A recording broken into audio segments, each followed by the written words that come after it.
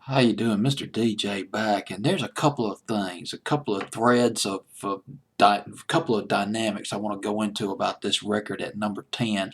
I Want Your Sex by George Michael. There's the controversial part of it, and there's the technical part of it. I Want Your Sex by George Michael up 11 notches to number 10 on my fantasy playlist July 4th, 1987. A lot of stations will not play it. It was considered too risque. It stalled at number 2, could have gone to number 1. It was beat out of the number 1 position by U2. I still haven't found what I'm looking for. As a matter of fact, I remember vividly sitting at the library, Gorgas Library, summer 1987. It was second floor, periodicals. Billboard opened right in front of me, Hot 100. Number 2, George Michael, I Want Your Sex. Number 1, U2, I still haven't found what I'm looking for. Knowing that the George Michael song was so controversial that summer, that because of the controversy and some of the radio stations that resist playing it, didn't go to number 1. Could have gone to number 1, but didn't. Just a little memory from back in the day. Now the technical details on this record. The rhythm track, the sounds produced on this record, 2 synthesizers and a drum machine. The 2 synthesizers that were used on this record was the Roland Juno 106 and the Yamaha DX7 and the Linn drum machine. This was a drum machine that was developed, I think, in the late 70s, early 80s, became popular in 1980 on. If you read about 80s music, oh my God, you're going to come across the Linn drum machine. It was used on a lot of records back in the 80s. And a lot of critics of 80s music were saying that, hey, it's making 80s songs sound synthetic compared to what they were in the 50s and 60s, with some elements of truth in that, but I don't agree wholeheartedly with that. But there was a lot of criticism about that. But let's go back into the technical details. The Roland Juno, the Yamaha synthesizers, and the drum machine, they were all connected to a processor called the MIDI. The MIDI unit, which is obsolete now but used often back in the 80s. They were connected to the MIDI. They poured all these sounds into the MIDI, but the MIDI went off kilter.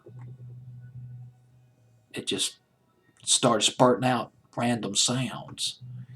And the engineer, his name was Chris Porter, he said, damn, I'm going to have to reset the MIDI. But then George Michael said, whoa, wait a minute. This sounds great. I like this. And Chris Porter says, well, this sounds a bit weird. And George Michael says, well, yeah, I know it sounds weird. But my goodness, listen to this. We could take a bit from this, a bit from there, and God knows what kind of musical bed or rhythm track we can create for this record. We can make this thing rock. It was an accident. The rhythm track was based on an accident. And the first few bars of this record, it was this squelching noise. This squelching, it was the odd squelching noise that boom, boom, boom, boom, and it morphed right into the melody of the record. Went right into the record. God, it had a fantastic dance beat. Although it's very slow as far as dancing is concerned. I think it was, I can't exactly remember the beats per minute of it. I believe it was between, oh God, about 96 to 106 beats per minute, somewhere in that range.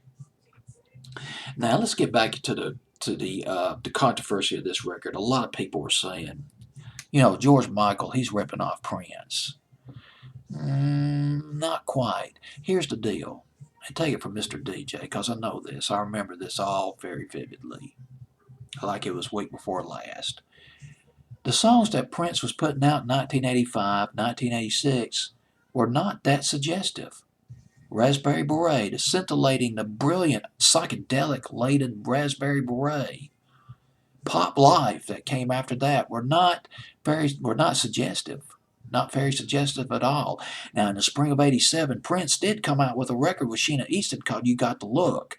That was a little bit suggestive. Sheena Easton, she was all punked out and spiffed out, looking pretty sharp, but it wasn't over the top.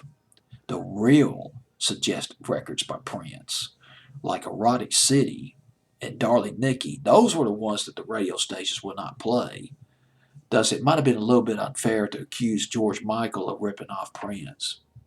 However, I Want Your Sex set the stage for future song titles with the word sex in it, such as I Want to Sex You Up by Color Me Bad. And there was also I Touch Myself by the Divinals, which they were free to roam the FM bandwidth and not offending people. Things were changing fast. That's all I got to say about this George Michael record. I believe I'm done. Here it is. I Want Your Sex by George Michael at number 10 on my fancy playlist.